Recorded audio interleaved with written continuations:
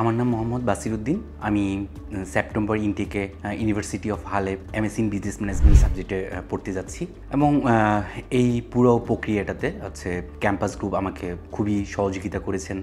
বিশেষ করে মাজার ভাই, উনি খুবই হেল্পফুল ছিলেন আমার ইউনিভার্সিটি পছন্দ করা, কোন ইউনিভার্সিটিতে গেলে আমার সাবজেক্টের সাথে ম্যাচ করে। যদিও আমি আমার সাবজেক্ট ছিল পাবলিক অ্যাডমিনিস্ট্রেশন, আমার সাবজেক্ট পেতেও কষ্ট ছিল এবং একটা লং টার্ম একটা স্টাডি গ্যাপ ছিল।